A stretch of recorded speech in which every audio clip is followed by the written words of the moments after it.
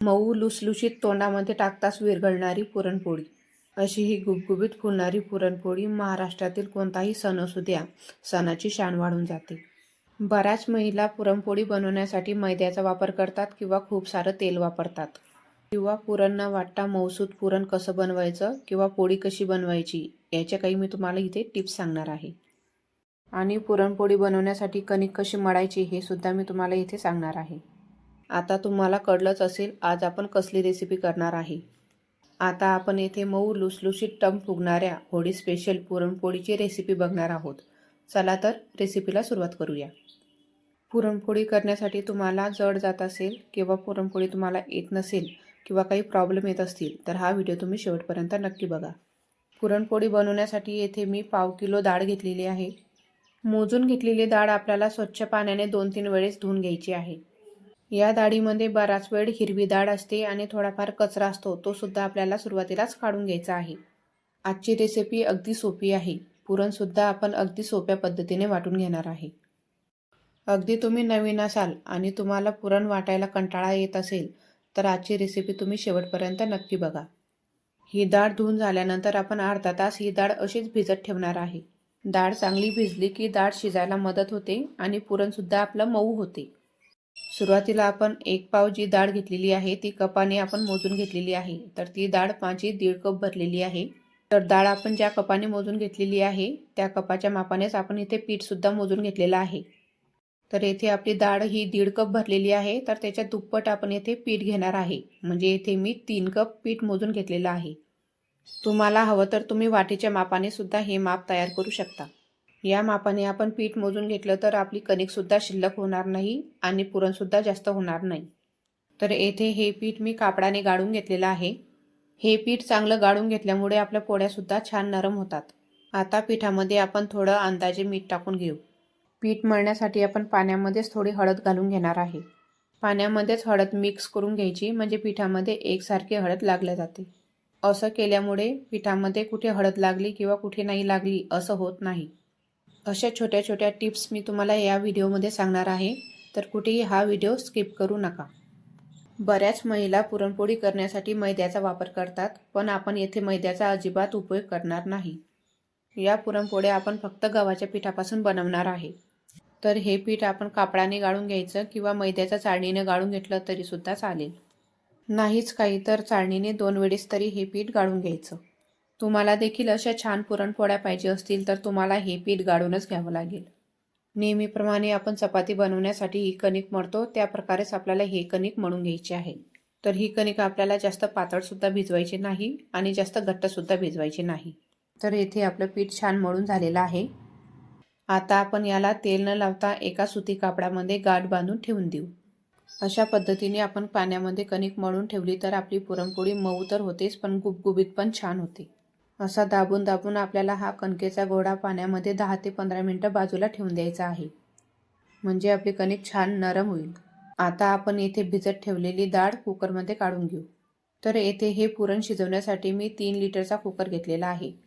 ही डाळ शिजवण्यासाठी आपल्याला अर्धपोट डुबेल एवढं पाणी वापरायचं आहे. म्हणजे आपली डाळ छान नरम शिजेल. पुरणाला छान रंग यायला हवा म्हणून आपण यामध्ये अगदी पाव चमचा हळद घालून घेऊ.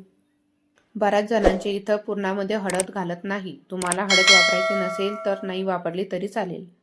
आणि यामध्ये आपण अगदी पाव चमचा मीठ घालून घेऊ. पुरण हे चवीला गोड असते तरीसुद्धा यामध्ये अगदी थोडं मीठ घातलं तर याला अजून छान चव येते. यामध्ये आपण 1 चमचा तेल घालून घेऊ. यामध्ये तेल घातल्यामुळे हे छान शिजते आणि मऊसुद्धा होते. हे सर्व व्यवस्थित मिक्स करून घेऊ आणि कुकरला आपण झाकण लावून घेऊ. कुकरच्या 3 ते 4 शिट्ट्या होतील तोपर्यंत आपल्याला हे पुरण शिजवून घ्यायचं आहे. 3 ते 4 शिट्ट्या झाल्यानंतर आपण कुकर उघडून बघू आपलं पुरण शिजलेलं आहे का. ही डाळ अगदी मऊ झालेली पाहिजे. आता आपण या डाळीमधील पाणी काढून घेऊ. ही डाळ आपण चाळणीमध्ये टाकल्यामुळे यातील पाणी लगेच निघून गेलेलं आहे. 2 ते 3 मिनिट आपण ही डाळ चाळणीमध्ये अशीच राहू दिली तर यातील पाणी सहज निघून जाते. नेहमीच्या पद्धतीने आपण पुरण शिजवतो तेव्हा काय करतो की आपण त्यामध्ये डाळ शिजल्यानंतर गूळ टाकून घेतो. डाळ आणि गूळ व्यवस्थित झाल्यानंतर आपण डाळ वाटून घेतो. तर या उलट आपण येथे डाळ शिजल्यानंतर डाळ ही वाटून घेणार आहे. ही डाळ गरम आहे तोपर्यंतच आपल्याला ही डाळ चाळणीमध्ये वाटून घ्यायची आहे. अगदी सहजपणे ही डाळ तुम्ही चमच्याने सुद्धा वाटून घेऊ शकता. तुम्ही बघू शकता अगदी चमच्याच्या साहाय्याने आपण ही डाळ येथे सहज वाटून घेऊ शकतो. तुम्हाला हवं तर तुम्ही ही डाळ मिक्सरमध्ये सुद्धा वाटून घेऊ शकता. पण ही डाळ एवढी सहजपणे चमच्याने बारीक होऊन जाते की आपल्याला मिक्सरमध्ये सुद्धा ही डाळ फिरवायची गरज पडत नाही.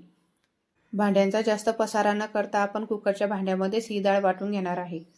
म्हणजे भांड्याचा पसारा सुद्धा जास्त होत नाही. तुम्ही बघू शकता काही मिनिटातच आपलं पुरणसुद्धा वाटून तयार झालेलं आहे. मस्त अशी आपली डाळ इथे बारीक वाटून झालेली आहे. आता आपण यामध्ये थोडी वेलची पावडर घालून घेऊ आणि थोडं किसून घेतलेलं जायफळसुद्धा घालून घेऊ. तुम्हाला आवडत असेल तर यामध्ये तुम्ही पाव चमचा सुंठ पावडरसुद्धा घालू शकता. तर यामध्ये आपण सुरुवातीला जेवढी डाळ मोजून घेतलेली आहे तेवढाच आपल्याला यामध्ये गूळ किसून घ्यायचा आहे. म्हणजे यामध्ये आपण पाव किलो गुळाचा वापर करणार आहे. ही वाटून घेतलेली डाळ गरमच आहे, तर या गरम डाळीमध्येच आपण गूळ घालून घेतलेला आहे आणि हा गूळ आपण डाळीमध्ये व्यवस्थित मिक्स करून घेऊ. गूळ मिक्स झाल्यानंतर आपण लगेचच हा कुकर गॅसवरती ठेवून देणार आहे. मध्यम आचेवरती आपल्याला पुरण चांगलं परतून घ्यायचं आहे. पुरण बनवण्यासाठी आपण यामध्ये गुळाचा वापर केलेला आहे, त्यामुळे सुरुवातीला आपल्याला हे पुरण थोडं पातळ वाटू शकते. जसं जसं आपण याला परतत राहू तसं तसं हे पुरण घट्ट होत जाते. 10 ते 15 मिनिटांसाठी आपल्याला हे पुरण सारखं सारखं परतून घ्यायचं आहे. तुम्ही बघू शकता आपलं पुरण येथे परफेक्ट तयार झालेलं आहे. आता जरी हे पुरण तुम्हाला पातळ दिसत असेल पण थंड झाल्यानंतर हे पुरण घट्ट होते. 20 ते 25 मिनिटांमध्ये हे पुरण थंड होऊन जाईल. तोपर्यंत आपण पुढची तयारी करू. तर भिजवून घेतलेलं पीठ आपण पाण्यामध्ये ठेवून दिलेलं होतं. आता आपण ते बाहेर काढून घेऊ. यामध्ये तुम्हाला थोडं पाणी वाटत असेल तर येथे आपण हलक्या हाताने हे पीठ दाबून यातील पाणी काढून घेऊ. खाली उरलेलं भांड्यामधील पाणी आपण हे झाडाला टाकू शकतो. या भांड्यातील पाणी काढून आपण या भांड्यामध्येच कणिक व्यवस्थित मळून घेऊ. या पिठामध्ये चिकटपणा आहे तर आपण हे पीठ पुन्हा मळून घेऊ. सुरुवातीला आपण हे पीठ भिजवून घेतलेलं आहे तेव्हा आपण तेलाचा अजिबात उपयोग केलेला नाही. तर आता आपण यामध्ये पोहे खाण्याचे 2 चमचे तेल वापरणार आहे आणि हे तेल आपल्याला या पिठामध्ये चांगल्या प्रकारे मुरवून घ्यायचं आहे. 2-3 मिनिट आपण ही कणिक चांगल्या प्रकारे मळून घेऊ. तुम्ही बघू शकता आपली कणिक येथे छान प्रकारे मळून झालेली आहे. आता आपलं पुरणसुद्धा छान थंड झालेलं आहे. आता आपण पोळी बनवायला सुरुवात करू.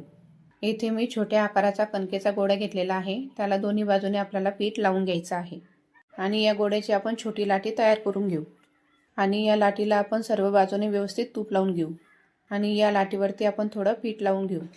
यावर पुरणाचा गोळा ठेवून आपण हा हलक्या हाताने वरती दाबत दाबत घेऊ आणि वरच्या बाजूने उरलेला जो कणकेचा गोळा येतो तो आपण काढून घेऊ आणि उरलेली बाजू ही आपल्याला गोळ्याला व्यवस्थित चिटकून घ्यायची आहे.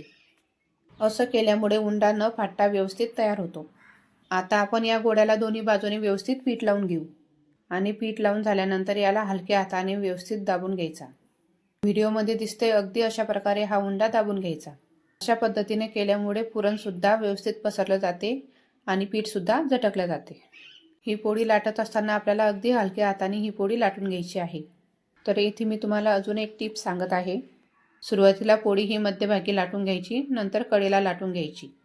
अशा पद्धतीने पोळी लाटून घेतल्यामुळे पुरण हे कडेपर्यंत आरामशीर पसरते. पोळी ही आजूबाजूने सुद्धा आपल्याला व्यवस्थित लाटून घ्यायची आहे, नाहीतर पोळीचे काठ हे वाकस लागतात. तुम्ही बघू शकता आपली पोळी येथे छान लाटून झालेली आहे. तर येथे मी तवा गरम करून घेतलेला आहे. त्यावरती आता आपण पोळी टाकून घेऊ. येथे आपल्याला गॅसची फ्लेम ही मोठी ठेवायची आहे. या पोळीला थोडे हलकेसे बुडबुडे यायला लागले की आपण ही पोळी पलटून घेऊ. आता आपण या पोळीला थोडं तूप लावून घेऊ. तुम्हाला हवं असेल तर तुम्ही येथे तेलसुद्धा लावू शकता. तुम्हाला तेल तूप आवडत नसेल तर नाही लावलं तरीसुद्धा चालेल. तुम्ही बघू शकता आपली पोळी येथे कशी टम आणि गुबगुबीत फुगलेली आहे. तुम्हाला इथे मी अजून एक टिप सांगते. ही पोळी शेकत असताना गॅस हा एकसारखा ठेवायचा, म्हणजे आपली पोळी मऊ आणि लुसलुशीत होते आणि दोन्ही बाजूनी आपण ही पोळी व्यवस्थित शेकून घेऊ. एक पुरणपोळी भाजण्यासाठी साधारणतः 2 ते 2.5 मिनिट लागतात. या पोळीला असे चटके लागतील तोपर्यंत आपल्याला ही पोळी व्यवस्थित भाजून घ्यायची आहे. अशा प्रकारे आपण सर्व पुरणपोळ्या करून घेऊ. आता ही पुरणपोळी आपण बाहेर काढून घेऊ. या मापाने साधारणतः 9 ते 10 पुरणपोळ्या बनून तयार होतात. या पुरणपोळ्या बनवत असताना मी तुमच्यासोबत काही टिप्स आणि ट्रिक्ससुद्धा शेअर केलेल्या आहे.